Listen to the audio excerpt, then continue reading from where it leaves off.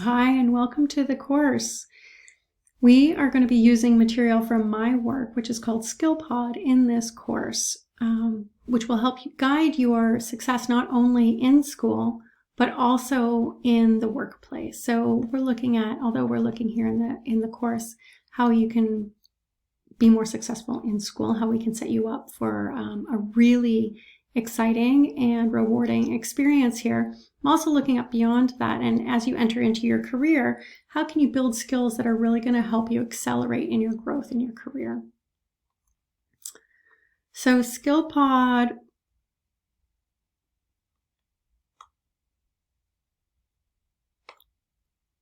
the course goals here.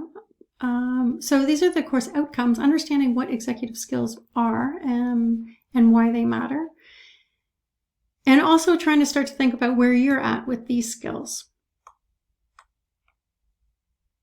So Skillpod is an executive skills coaching program that helps build, demonstrate, and articulate 7 skills that are critical for success in the digital economy.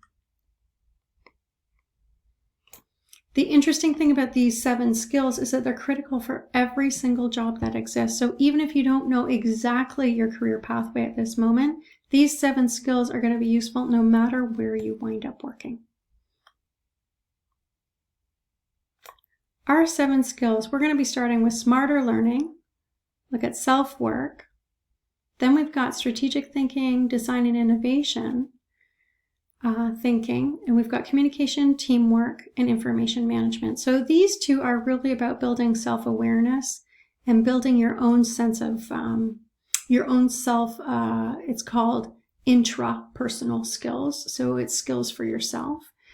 Strategic thinking, design, and innovation is about understanding different modes of thinking and problem solving, creative problem solving, and strategic problem solving. Communication and teamwork are mostly intrapersonal skills.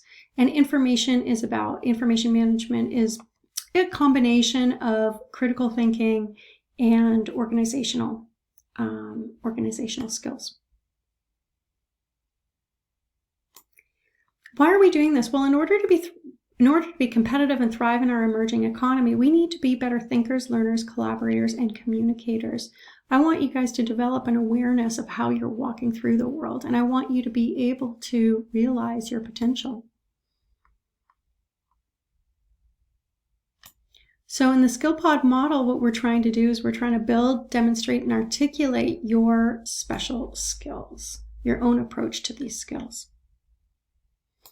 You might have heard of this expression, hard skills and soft skills, and the difference between hard skills and soft skills, just to get us all on the same page. Hard skills are really tangible skills and really task-oriented skills. So even something like filing could be a hard skill. On the other hand, organization would be a soft skill. Typography would be the hard skill. Knowing the Adobe suite would be a hard skill. Knowing how to HTML code would be a hard skill. Knowing how to create sewing patterns, being a seamstress would be a hard skill. And soft skills, in contrast, soft skills are the kind of project management, people management skills, like communication, critical thinking, leadership, teamwork, work ethic, attitude. So these kinds of skills, the interesting thing is that if you're working in a business, hard skills can only get you so far. You might be hired because you are excellent at data management, or you might be excellent at sourcing fabrics. But that's only going to get you so far. If you want to rise in the ranks and you want to take on eventually more and more responsibility and more leadership roles, it's going to be your soft skills that differentiate you from another person. So it's this combination and the interplay between soft skills and hard skills. Soft skills can make you do your hard skills even better. It will help with your judgment. It will help with your decision making. And so what we're trying to do most of the time in school is, especially in a technical school, we learn a lot of hard skills.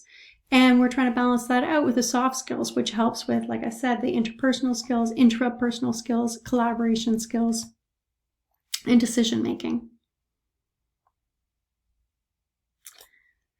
Skillpod, we've got a process here where you're starting to accumulate more and more language. As you're accumulating a new language for articulating your skills, you're actually starting to develop a new way to think about yourself as well. So there's an interplay between language and thinking, and the more language that you have to describe something, the more detailed you can be in your thinking. So it gives you just more flexibility and range if you start to develop this new language. So we're developing a new skill language here. For each of the 7 skills that we are going to be looking at, this is the Smarter Learning icon. Each skill has 4 key elements, or what we call 4 key competencies. And just to emphasize that these competencies and these skills are not talent-based. These are all things that you can work on and that you can become better at with applied effort. So this does not have to do with personality. It does not have to do with natural born talent. It has to do with your willingness to look at either your strengths and build on strengths, or your gaps or weaknesses or your blind spots and say, you know what, I'm going to fill in some of those gaps. And these are all skills that we can work on. There's really tangible steps that you can take.